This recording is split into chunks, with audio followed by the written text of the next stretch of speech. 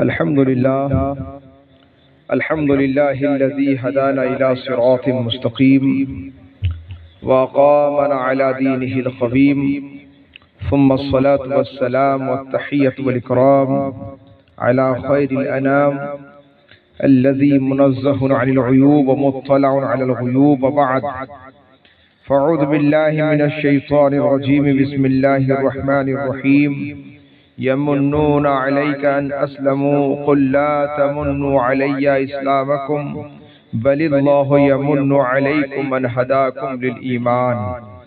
آمنت بالله صدق الله العظيم। আহলে সুন্নাত ওয়া জামাতের প্রচলিত প্রথা অনুযায়ী কোরআনের নির্দেশ অনুসারে মুহাম্মদুর রাসূলুল্লাহ সাল্লাল্লাহু তাআলা আলাইহি ওয়াসাল্লামের উপরে ভক্তি ভরে অন্তর খুলে মুহাব্বতের সঙ্গে দুরূদ শরীফ পাঠ করুন। আল্লাহুম্মা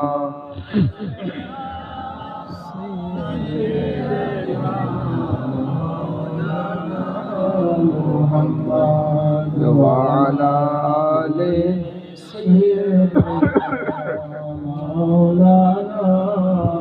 মুহাম্মাদ সাল্লাল্লাহু আলা محمد صلى على محمد هر دم زبان سے نکالو پاک نبی محمد ہر دم زبان سے نکالو شفیعنا محمد। সন্ধ্যা থেকে নিয়ে এ পর্যন্ত উলামায়ে কেরামের মুখ থেকে বক্তব্য এবং নাত শরীফ শ্রবণ করলেন। আল্লাহ তাবারক ওয়া তাআলা আমাদের আপনাদের সবার উপস্থিতিকে এবং শ্রবণ করাকে কবুল করেন। রাত্রি অনেক, তো খুব লম্বা চওড়া আলোচনা নয়, অল্প কিছুটা আলোচনা করব, মনোযোগ সহকারে শ্রবণ করবেন। আল্লাহ তাবারক ওয়া তাআলা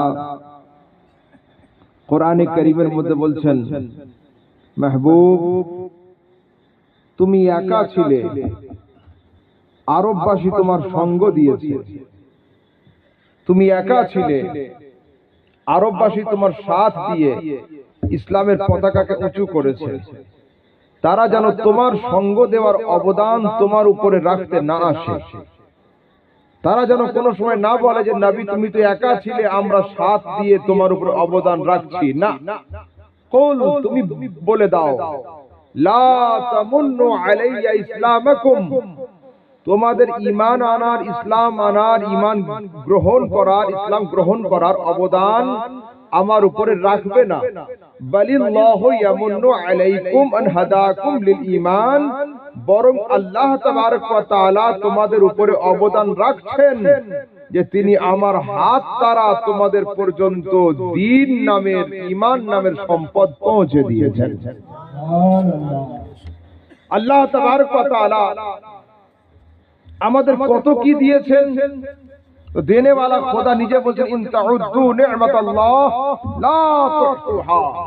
ও পৃথিবীর মানুষ, আমার দেওয়া রহমত নেয়ামতকে যদি তোমরা গুনতে চাও, তোমরা গুনে শেষ করতে পারবে না।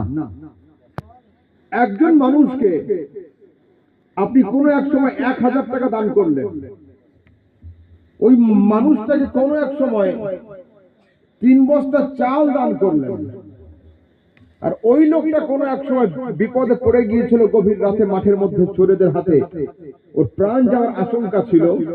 আপনি সেই দিন ওকে ওইখান থেকে বাঁচিয়ে নিয়ে চলে এলেন। তার কয় রকমের সাহায্য হলো? 3 রকমের।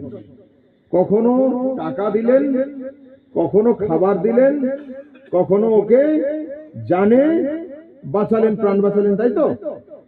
ওই লোকটা ভবিষ্যতে যদি আপনার সামনে মাথা উঁচু করে কথা বলে এবং আপনার উপরে উঁচু আওয়াজে ঝগড়া করতে চায় আপনার সাথে, তো ওকে আপনি কোন কথাটা বলবেন? 500 টাকার কথা বলবেন না, চালের কথা বলবেন না, ওই 3টের মধ্যে যেটা সবচেয়ে বড় উৎকৃষ্ট মানের দামি দাম ছিল, আপনি সেটার কথা অবশ্যই তুলবেন। স্মরণ কর সেই দিনকে যেদিন রাতে আমি তোকে প্রাণে বাঁচিয়েছিলাম তুই তো সেই দিন রাতে শেষ হয়ে যাচ্ছে। কি বোঝা গেল? দান তো দানই হয়, কিন্তু মানুষ ইয়াদ দেওয়ায় সেই দানকে যে দানটা তার কাছে সবচেয়ে বড় মনে হয়।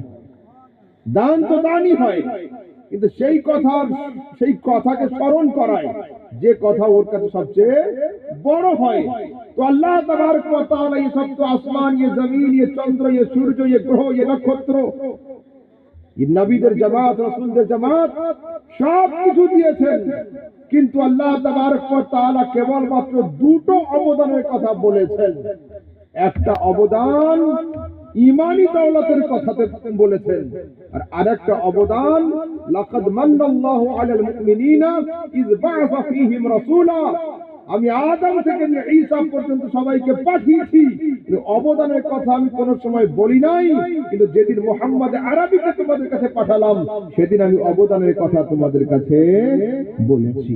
কি বোঝালাম? দুনিয়াতে দিয়েছেন তো সবকিছুই, কিন্তু দুটো অবদান সবচেয়ে বড়। এক হলো রাসূল, আর আরেকটা নাম হলো ঈমান। এর চাইতে বড় অবদান আর দুনিয়াতে কিছু নেই, এর থেকে বড় দৌলত, বড় সম্পদ দুনিয়াতে কিছু নেই। আসুন, ঈমান কাকে বলে? ঈমান সম্পূর্ণ হয় কখন? আমাদের সমাজে অনেক ভাই আছেন যারা এখন বলতে চাইছেন, আপনারা পিছনে শুনতে পাচ্ছেন? আচ্ছা ঠিক আছে, যাই তাই করে হয়ে যাক ইনশাআল্লাহ। তো ঈমান সম্পর্কে অনেক ভাই তারা বলেন যে কেবলমাত্র আল্লাহই আমাদের জন্য যথেষ্ট, মুহাম্মদ সাল্লাল্লাহু তাআলা আলাইহি ওয়াসাল্লামকে মানার দরকার, মানার প্রয়োজন কি?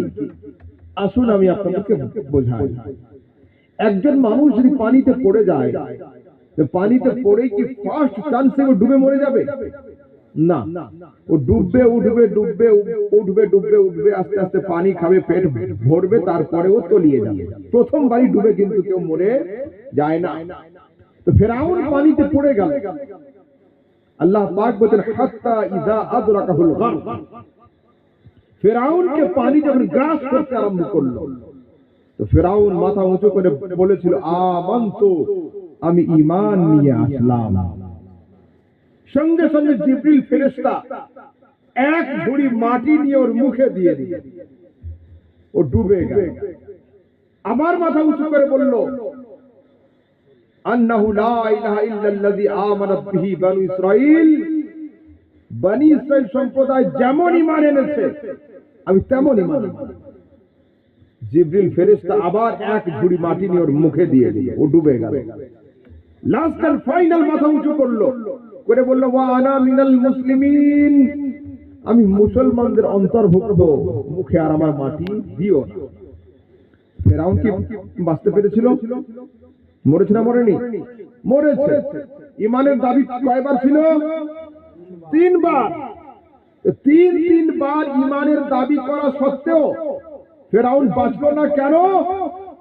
এই আয়াতের ব্যাখ্যাতে আল্লামা ফখরুদ্দিন রাজি তাফসীরে কবীরে লিখছেন আন্নাহু আকাররা সালাসা মাররাতিন, ও জান বাঁচানোর তাগিদে 1 নয় 2 নয় 3 বার ঈমানের দাবি করেছিল, কিন্তু মুসার সঙ্গে ঝামেলা মিটিয়ে নিলাম এ কথা একবারও বলেনি। তো পৃথিবীর মানুষ হযরতে মুসার নাম ছাড়া, মুসার নাম ব্যতীত, মুসার নাম বাদ রেখে ফিরআউনের 3 বারের ঈমান যদি কবুল না হয়, লাউ আন্না রাজুলান মিনাল কুফারে ইয়াকুলু লা ইলাহা ইল্লাল্লাহ আলফা মাররাতিন লা ইয়াসিহু ঈমানুহু হাত্তা ইয়াকুলা মাহু মুহাম্মাদুর রাসূলুল্লাহ, যদি এই পৃথিবীর লোক 1000 বার পাঠ করে লা ইলাহা ইল্লাল্লাহ, লা ইলাহা ইল্লাল্লাহ, ও মুমিন হবে না, মুসলমান হবে না যতক্ষণ একবার না বলবে মুহাম্মাদুর রাসূলুল্লাহ। হলো, চলুন একটু ক্লিয়ার করি। এই যে হ্যালোজেন গুলো আমার দিকে মুখ করে আছে সামনের দিকে, এই হ্যালোজেনের তার কটা আছে? পিছনে তার কটা? একটা দুটো? দুটো তার। দুটো তারই কি কারেন্ট? একটাই কারেন্ট আর একটাই আর্থ। যদি কোনো লোক দাবি করে হুজুর আমি কারেন্ট পন্থী লোক, আমার আর্থের দরকার নেই। তো 3,500 টাকা দামের বাল্ব কেন? 3 লক্ষ টাকা দামে ঝাড়বাতি আনলেও তাতে আলো ফুটবে না যতক্ষণ আর্থের কানেকশন যুক্ত না করা হয়। একজন মুমিনের অন্তরের ঈমানি বলবে ততক্ষণ নূর আসবে না যতক্ষণ পর্যন্ত একজন লোক লা ইলাহা ইল্লাল্লাহর কারেন্টের সাথে মুহাম্মদ রাসূলুল্লাহ আর্থের কানেকশনকে যুক্ত না করে, ততক্ষণ হবে না। দুনিয়াতে আমরা সবাই কি এক খোদায় বিশ্বাসী? না, আমরা তো এক খোদায়, এক আল্লাহ বিশ্বাসী মুসলিম সমাজ। সব সমাজ নয়, কেউ 2 খোদা বিশ্বাসী করে, কেউ 3 খোদায় বিশ্বাসী, কেউ বহু খোদায় বিশ্বাসী, কেউ কোন খোদায় বিশ্বাসী নয়। নাস্তিক যারা, ওরা কাউকে মানে না। তো এত রকম হলো কেন? এ সম্পর্কে উদাহরণ শুনুন। একটা হাতি অন্ধকার ঘরের মধ্যে রাখা হলো। রাতের বেলা 4 জন লোককে ঠিক করা হলো, হাতি দেখবে তারা, আর হাতি সম্পর্কে এক্সপেরিয়েন্স জানাবে। একজনকে ঘরে নিয়ে যাওয়া হলো, ওর হাত দেওয়ানো হলো হাতির কানের উপরে। ঘর অন্ধকার, হাতি কালো, আবার রাত, দেখা তো যাচ্ছে না। হাতড়ে হাত পড়েছে হাতির কানের উপরে, হাতির কানে হাত দিয়েছে। বাইরে আসলো, ওকে জিজ্ঞাসা হলো, ভাই হাতি কেমন? বলছে হাতি তখতার মতো, আরো একজনকে নিয়ে যাওয়া হলো, ওর হাত দেওয়ানো হলো হাতির সুরের উপরে। অন্ধকারে হাতির সুরে হাত দিয়েছে, বাইরে আসলো, জিজ্ঞাসা হলো হাতি কেমন? বলছে হাতি মোটা বাঁশের মতো। আরো একজনকে নিয়ে যাওয়া হলো, ওর হাত দেওয়ানো হলো হাতির পায়ের উপরে। হাতির পা তো একটু মোটাই হয়, অন্ধকারে পায়ে হাত দিয়েছে, বাইরে আসলো, ভাই হাতি কেমন? তা বলছে হাতি হলো তাল গাছের হলো। আরো একজনকে নিয়ে যাওয়া হলো, ওর হাত দেওয়ানো হলো হাতির পেট আর পিঠের উপরে। তো হাতি তো গরু মহিষ নয়, ধরা যাবে তা, বড় জন্তু ধরা তো সম্ভব নয়। ও অন্ধকারে জড়িয়ে ধরেছে, তো ধরতে তো পারেনি। বাইরে আসলো, জিজ্ঞাসা হলো হাতি কেমন? বলছে ভাই বলো না হাতি পাহাড়ের মতো। ঘরে ছিল একটা প্রাণী, 4 জনের নিয়ত এক ছিল হাতি দেখবো, কিন্তু ঘর থেকে বের হওয়ার পরে 4 জনের রিপোর্ট 4 রকম হলো, এক রকম হলো না। মাওলানা জালালউদ্দিন রুমি রাহমাতুল্লাহ আলাইহি মসনবিতে লিখছেন যে ঘরে গিয়েছিল 4 জন একই নিয়তে হাতি দেখবো, ঘর থেকে আসার পরে 4 জনের রিপোর্ট, 4 জনের রেজাল্ট 4 রকম হলো কেন? তাহলে ঘরের মধ্যে যদি একটা 50 টাকা দামের বাল্ব জ্বালিয়ে দেওয়া হতো, তো 4 জনের রেজাল্ট 4 রকম হতো না, 4 জনের রেজাল্ট এক রকম হতো। পৃথিবীর মানুষ, এ সারা দুনিয়ার লোক খোদা খুঁজতে বেরিয়েছিল অন্ধকারে। কেউ 2 খোদায় গিয়ে থেমে গিয়েছে, কেউ 3 খোদা পেয়েছে, কেউ বহু খোদার ভক্ত হয়ে গিয়েছে, কেউ কোনো খোদা পায়নি। কিন্তু যাদের হাতে নূরে মুস্তাফা টর্চ লাইট ছিল, ওরা এক খোদাতে বিশ্বাসী হয়ে গেছে। নারে তাকবীর, আল্লাহু আকবার, নারে তাকবীর, নারে রিসালাত, মাসলাক আলা হযরত, নারে তাকবীর, নারে রিসালাত। তো প্রত্যেকে গিয়েছিল অন্ধকারে খোদা খুঁজতে, প্রত্যেকেই গোমরা হয়েছে। আর যাদের হাতে নূরে মুস্তাফা টর্চ লাইট ছিল, ওরা এক খোদাতে বিশ্বাসী হয়ে গেছে। চলুন একটু আগের দিকে। নূর ছাড়া কোনদিন জীবনকে সাকসেস করা সম্ভব হবে না। আপনাদের ইমাম, আমাদের ইমাম, ইমামের ইমাম हजरत इमाम अहमद रजा खान रहमतुल्लाह ताला अलैह लिखছেন, चमक तुझसे पाते हैं सब पाने वाले, मेरा दिल भी चमका दे चमकाने वाले। আচ্ছা বলুন তো, এই যে হ্যালোজিনগুলো লাগিয়েছেন, এই হ্যালোজিনে কি বলবি আহমদ রজা দিল দেখার জন্য না ফেস দেখার জন্য? ফেস দেখার জন্য। এই যে হ্যালোজিন লাগিয়েছেন, আমার হযরতের চেহারা দেখার জন্য না হযরতের দিল দেখার জন্য? চেহারা দেখার জন্য। এই আলোতে দিল দেখা যায় না। কিন্তু আলা হযরত ছন্দে লিখছেন, चमक तुझसे पाते हैं सब पाने वाले, मेरा दिल भी चमका दे चमकाने वाले। हुजूर দুনিয়ার লোক তো চেহারা দেখানোতে ব্যস্ত, আর আপনি দিল চমকানোর কথা বলছেন কেন? সৈয়দ আলা হযরত বলতেন আহমদ রাজা বাত সমঝ नहीं रहे हो, একটু গভীরতায় যাও, গভীরের দিকে নেমে দেখো। চেহারাকে রোশন করার জন্য সূর্যের আলো যথেষ্ট, দেহের উপরে রোশনি ফেরার জন্য চাঁদের কিরণ যথেষ্ট, কিন্তু আমি সেই অন্ধকার ঘরকে আলো করতে চাইছি যার নাম হলো দিল। ওই দিলে সূর্যের আলো পৌঁছয় না, চাঁদের চাঁদনিও পৌঁছয় না। যেখানে সূর্য কাজ করতে পারে না, চন্দ্র কাজ করতে পারে না, সেই অন্ধকার ঘরকে যদি উজালা করতে হয় নূরে মুস্তাফার প্রয়োজন। নূরে মুস্তাফা ছাড়া সম্ভব না। ফের লিখছেন আলা হযরত, बरसता नहीं देख कर अब्र रहमत, बदों पर भी बरसा दे बरसाने वाले। রাতের বেলা বৃষ্টি হয়েছে, হলো মাদ্রাসার উঠানে একটা গ্লাস পড়ে আছে, ওটায় হাত দিলাম, 200 গ্রাম পানি জমে আছে। আরো দুধাপ আগে দেখলাম বালতি পড়ে রয়েছে, সারা রাত ছিল, ওতে 2.5-3 লিটার পানি জমে আছে। আর একটু আগে গেলাম, পুকুর পেলাম, ওখানে দেখছি 10-20 হাজার লিটার পানি জমে আছে। আর চা খাওয়ার জন্য রাস্তার উপরে গেলাম, পিচ রোড, ওখানে 1 ফোঁটাও নেই, ওখানে 1 ফোঁটাও নেই। তো আসমানের বাদলকে জিজ্ঞাসা করছে, আরে বাদল, রাতের বেলা কি চেহারা দেখে, ফেস দেখে দেখে পানি ফেলেছিলিস না, কি ব্যাপার? বালতিতে 2.5 লিটার জমলো, গ্লাসে 150-200 পানি জমলো, আর পুকুরে এতটা জমলো, রাস্তার উপরে 1 ফোঁটা নেই কেন? আসমানের বাদল মুচকি হাসবে, উত্তর দিবে, আরে আমি পানি তো ফেলেছিলাম বরাবর, যার ভিক্ষার ঝুলি যতটা বড় ছিল আমি ততটা তাকে দিয়েছি। গ্লাসের মুখ ছোট ছিল তো 150 পানি জমিয়েছি, বালতির মুখ বড় ছিল, ক্যাপাসিটি ছিল তো 2.5 লিটার জমিয়ে দিয়েছি, পুকুরের দামান আরো লম্বা চওড়া ছিল 10,000 জমিয়ে দিয়েছি। রাস্তা লম্বা চওড়া ছিল বটে, কিন্তু অহংকারে মাথা উঁচু করে দাঁড়িয়েছিল, ঝোলা ছিল না কাছে। ফেলেছি আমি অনেক পানি, 1 ফোঁটা স্টক করতে পারেনি। তাহলে হযরত লিখছেন, যদি আসমানের বাদল, আসমানের মেঘ যদি তার এই অবস্থা হয়, আমার রাসূল আব্দুল্লাহর বাড়িতে আমেনার কোলে আল্লাহ পাকের রহমতের মেঘ হয়ে যখন বর্ষেছিলেন, তো তার পানি ফেলাতে কমই ছিল না। তার দরবারে আবু বকর এসেছিলেন ঝুলি নিয়ে, সিদ্দিক আকবর হয়েছেন, উমর এসেছিলেন ঝুলি নিয়ে, ফারুক আজম হয়েছেন, উসমান এসেছিলেন ঝুলি নিয়ে, গনি হয়ে গিয়েছেন, আলী এসেছিলেন ঝুলি নিয়ে, হায়দার কাররার হয়েছেন, আর আবু জাহেল, আবু লাহাব, উতবা, সাইবা অহংকারে ঝোলা না নিয়ে এসেছিল, দিয়েছিলেন মুস্তাফা। স্টক করতে তারা মোটেও পারে নাই, মোটেও পারে নাই। চলুন একটু আগের দিকে যাই। কাউকে মানার জন্য চেনা দরকার, আর কাউকে চেনার জন্য তার সঙ্গে সাক্ষাৎ দরকার, তার ঠিকানা দরকার। মৌলভী আহমদ রাজা এখন আপনাদের সামনে, আমার সঙ্গে আজকের যা দেখা হবে ওর হবে।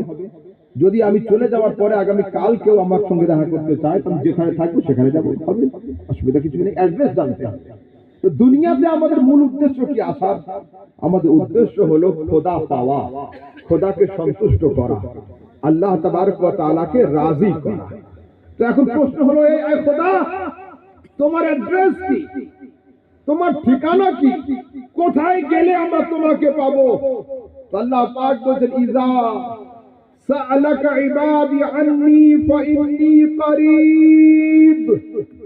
ইজা যখন, সাআলাকা ইবাদি, আমার বান্দারা জিজ্ঞাসা করবে প্রিয় পয়গম্বর তোমাকে, আন্নী জাতে খোদা সম্পর্কে, তুমি বলে দাও ফাইন্নী করিব, যে তোমার কাছে হবে আমি খোদা তার কাছে হয়ে যাব।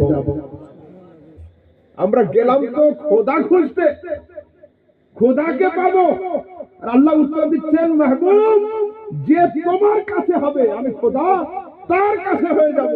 এর হাকিকত কি? ফের ইমাম আহলে সুন্নাহকে জিজ্ঞেস করতে, হুজুর, নবীর কাছে হলে খোদা কাছে কি করে হয়? তাহলে হযরত সৈয়দি বলছেন আহমদ রাজা, জানো না, বা খোদা, খোদা का यही है दर, नहीं है और कोई मफर मकर, जो वहां से हो यही आके हो, जो यहाँ नहीं वो वहां। ও পৃথিবীর মানুষ, তোমরা জানো না মুস্তাফার বাড়ি হলো খোদার আদালত।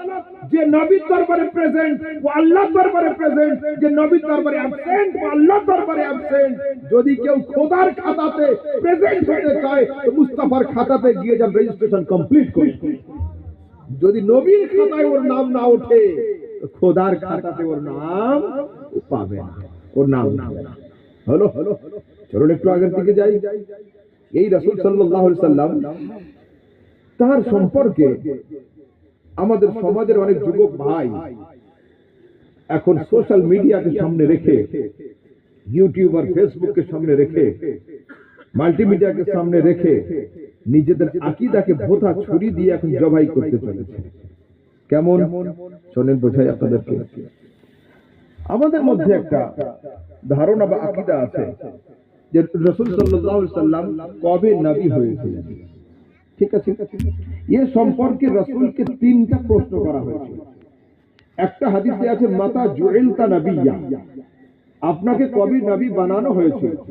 আর একটা হাদিস আছে মাতা কুনতা নবিয়্যা, আপনি কবে থেকে নবী আছেন বা ছিলেন। আর একটা হাদিসে আছে মাতা ওয়াজাবাত লাকা নবুওয়াহ, আপনার জন্য নবুয়ত কবে ওয়াজিব করা হয়েছিল। এই তিনটে প্রশ্নের উত্তর রাসূল তিন রকম দিয়েছেন। একটা হাদিসে আছে কুনতু নবিয়্যান ওয়া আদমু বাইনা রূহ ওয়াল জাসাদ, অন্য হাদিসে আছে কুনতু নবিয়্যান ওয়া আদমু লামুনজাদিরু ফি তিনাতিহি, অন্য হাদিসে আছে কুনতু নবিয়্যান ওয়া আদমু বাইনাল মা'i ওয়াত তিন, I was prophet at the time Adam was between water and soil, আরে আমি সেই সময় নবী হয়ে গিয়েছিলাম যখন আদম ঠিকমতো আদম হয়েছিল, আমি সেই সময় হয়েছিল। আচ্ছা, এখানে বলবো আজকে জলসাতে এখন হযরত আমার নাম এলান করলেন। কি বললেন যে হযরতে মুফতি গোলাম সামদানি সাহেবের ছেলে মৌলভী আহমদ রাজা আমাদের জলসাতে এসেছে। উনি কি এসেছেন বলেছেন? উনি যদি বলতেন যে আজকে মাওলানা কামালের মাদ্রাসাতে মৌলভী আহমদ রাজা জন্মেছেন, কি হতো অবস্থা? সব জিরো হয়ে যেত। আমার 33 ওয়াজ করা দূরের কথা, আজকে থেকে হুজুরদের মাদ্রাসায় ভর্তি হতে হতো। যে নিবেন গো, জন্মানো আলাদা, আসা আলাদা। আসে সেই যে আগে থেকে থাকে। তো রাসূল 40 বছর বয়সে নবুয়ত পান নাই, ওই দিন নবুয়ত প্রকাশ করেছিলেন। আর একটু ক্লিয়ার করে দিই, মনে করুন আপনাদের নলহাটিতে একটা লোক 20 বছর ধরে ডাক্তারি করছে, কোনো সমস্যা হয়নি। 20 বছর পরে ওর ট্রিটমেন্টে একজন লোক মারা গিয়েছে। থানা থেকে শোকজ হলো যে আপনি আপনার মেডিকেল সার্টিফিকেট, আপনি ডাক্তারি পাস করেছেন, সার্টিফিকেট নিয়ে থানাতে উপস্থিত হন। উনি সার্টিফিকেট নিয়ে হাজির হলেন। তো উনি যেদিন সার্টিফিকেট বের করলেন সেই দিন থেকে ডাক্তার, না যেদিন পাস করেছিলেন সেদিন ডাক্তার? যেদিন পাস করেছিলেন সেই দিন থেকে ডাক্তার। প্রয়োজন পড়েনি সার্টিফিকেট দেখায়নি, প্রয়োজন এখন হয়েছে এখন।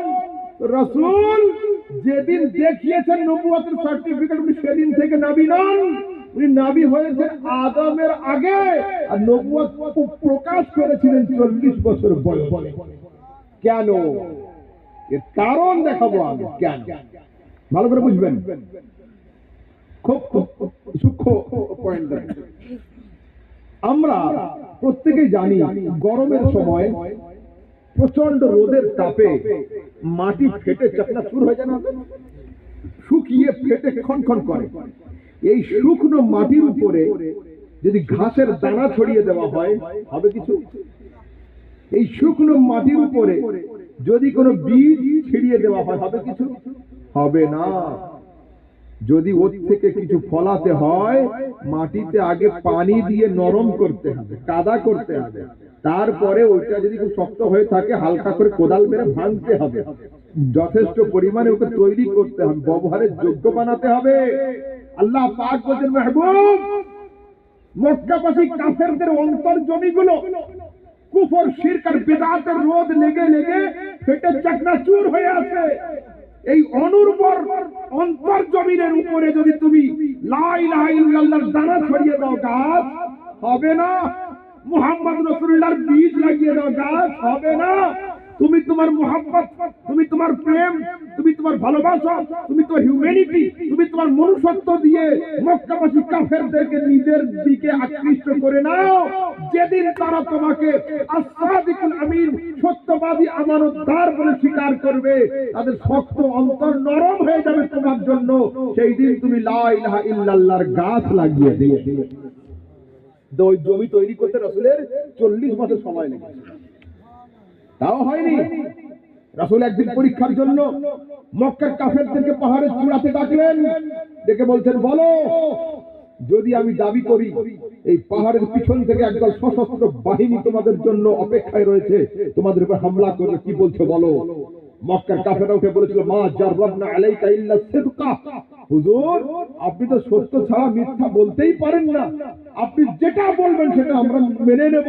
রাসূল বলেন, ইয়া আহলাল আরব কুলু লা ইলাহা ইল্লাল্লাহ, বলো আল্লাহ এক এবং আমি হলাম তার রাসূল। যে আবু লাহাব 2 মিনিট আগে মানলো, সেই আবু লাহাবটা বলছেন, মুহাম্মদ তোর হাত ধ্বংস হয়ে যাবে। এটা হচ্ছে আরবের গালি। আরবের গালি আমাদের মতো নয়। আরবের গালি হলো, আরব দেশের গালি হলো এই যে তোর মা তোর জন্য কাঁদুক, তার মানে তোর মরণ হয়ে যাক। আরবের গালি হলো এই তোর নাকে মাটি উঠে যাক, মানে তোর উপরে কবর হয়ে যাক। আরবের গালি হলো এই যে তোর মা তোর জন্য মাতম করুক, মানে তুই চলে যা দুনিয়া থেকে। এগুলো আরব দেশের গালি।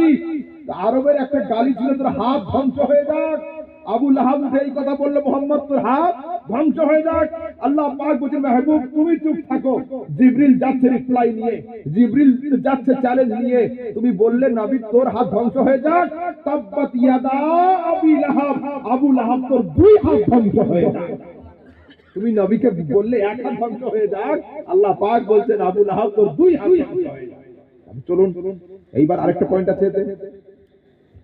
সে পয়েন্ট হলো এই, রাসূল আকরাম সাল্লাল্লাহু আলাইহি ওয়াসাল্লাম এর বিরোধিতা কখন হলো? যখন নবুয়তের দাবি হলো তখন। যতদিন নবুয়তের দাবি হয়নি বিরোধিতা হয়নি। রাসূল সাল্লাল্লাহু আলাইহি ওয়াসাল্লামের হায়াতে জাহেরি কতটা ছিল? 63 মাত্র, 63। 63 এর মধ্যে 40 বাদ দেন, কত? 23। হ্যাঁ, কি রাসূলের সম্মান দেখুন আল্লাহর পাকের কাছে। আল্লাহ পাক বলেন, নবী 40 বছর চুপ থাকো, নবুয়ত জাহির করো না।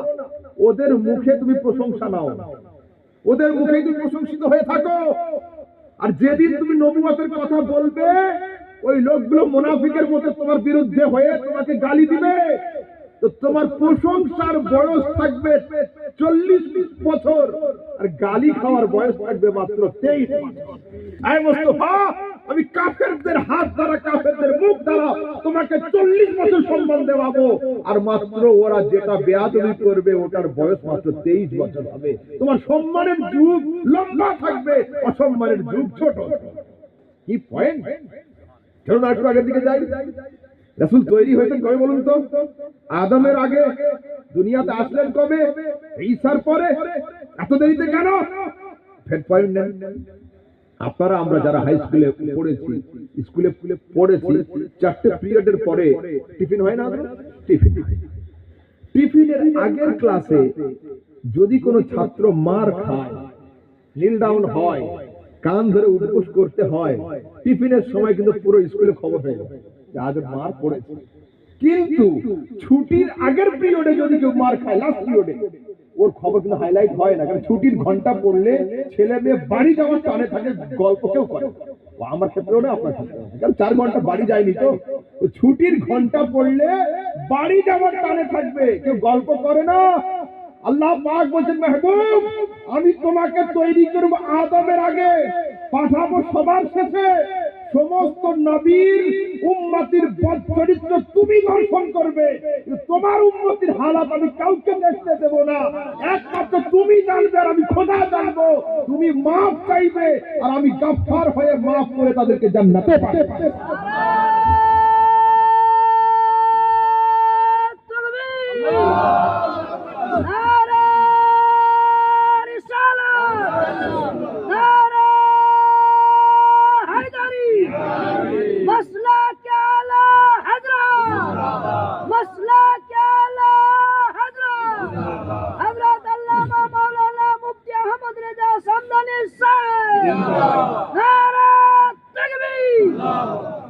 মাহবুব, তোমার কোরআন যদি কেউ খোলে, বনি ইসরাইলরা কেমন ছিল ও দেখতে পারবে, বনি ইসমাইল কেমন ছিল দেখতে পারবে, ইহুদিদের চরিত্র কেমন ছিল দেখতে পাবে, ঈসাইদের চরিত্র কেমন ছিল দেখতে পাবে, কওমে লূত কেমন ছিল দেখতে পাবে, সমুদ কেমন ছিল দেখতে পাবে।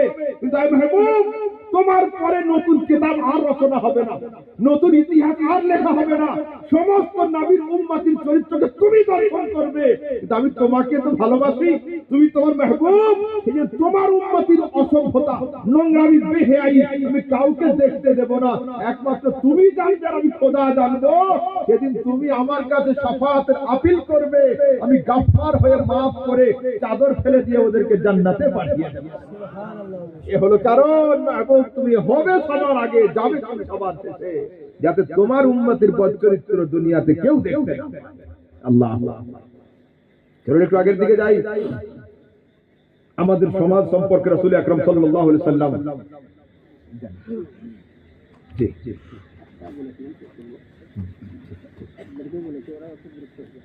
আচ্ছা আচ্ছা ঠিক ঠিক ঠিক হ্যাঁ আচ্ছা আচ্ছা ইনশাআল্লাহ 10 মিনিটের মধ্যে শেষ করে দেব।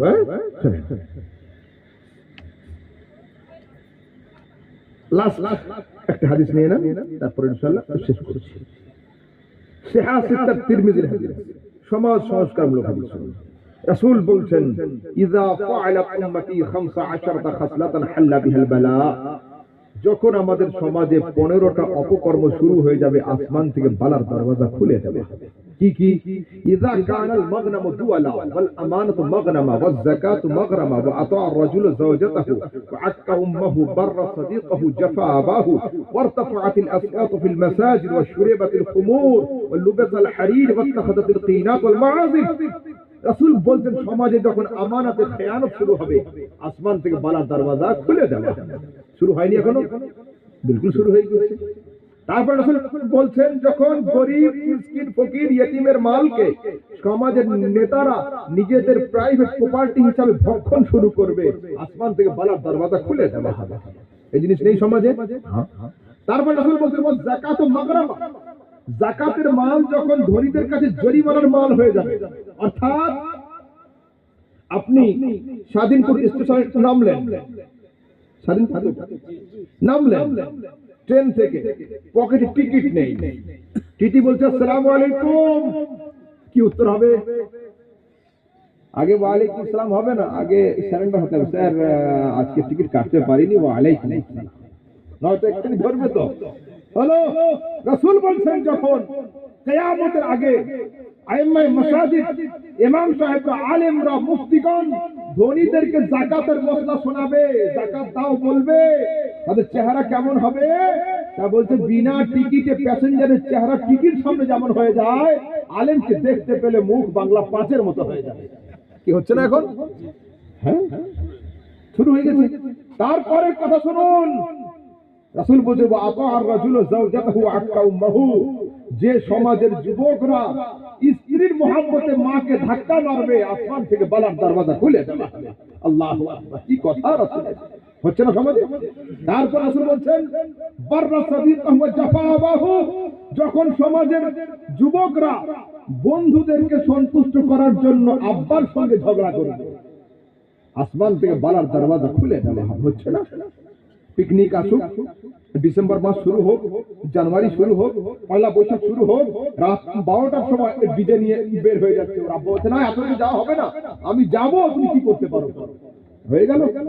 তারপর রাসূল বলছেন, ওয়ারতাফাআতিল আসওয়াতু ফিল মাসাজিদ, মসজিদে যখন উঁচু আওয়াজে ঝগড়া শুরু হবে, বালার দরওয়াজা খুলে দেওয়া হবে। শুরু হয়নি? তারপরে কি বলছে রাসূল? শুরিবাতিল খুমুর, সমাজে যখন মদ পান সাধারণ থেকে সাধারণ হয়ে যাবে। বলুন, আমি তো বলতে পারবো না, আমাদের বয়স কম, যে লোকেদের বয়স 50+, তারা বলতে পারবেন যে আজ থেকে 30 বছর আগে কয়জন লোক মদ পান করতো, এখন কয়জন মদ পান করে? বাড়েনি? অনেক বেড়েছে। রাসূল বলেন, শুরিবাতিল খুমুর, সমাজে মদ পান যখন সাধারণ থেকে সাধারণ হয়ে যাবে, আসমান থেকে বালার দরওয়াজা খুলে দেওয়া হবে। ওয়া লুবাসাল হারির, রেশমের কাপড় যখন পরিধান করবে পুরুষরা এবং সোনার অলংকার পরবে পুরুষরা, তখন আসমান থেকে বালার দরওয়াজা খুলে দেওয়া হবে। তারপর রাসূল বলেছেন বাত্তাখাযাতুল কিনাত ওয়াল মাআজিফ, রাস্তার ধারে ধারে ছোট ছোট প্যান্ডেল লাগিয়ে যুবক যুবতীরা বাদ্যযন্ত্র নিয়ে যখন ডান্স শুরু করবে, আসমান থেকে বালার দরওয়াজা খুলে দেওয়া হচ্ছে না? এবার একটা হাদিস নেন, রাসূল বলছেন লা তাযুলু কদামা ইবনে আদম ইয়াউমাল কিয়ামাতি হাত্তা ইউসআল আন খামসিন। কিয়ামতের দিনে আদমের আওলাদরা এক ধাপ আগাতে পারবে না যতক্ষণ পর্যন্ত এই পাঁচটা প্রশ্নের উত্তর না দিতে পারে। কি কি? আন উমরিহি ফিমা আফনাহু, আপনাদের আমাদের জীবন সম্পর্কে জিজ্ঞাসা হবে যে তোমরা তোমাদের জীবনকে কোন কাজে লাগিয়েছিলে।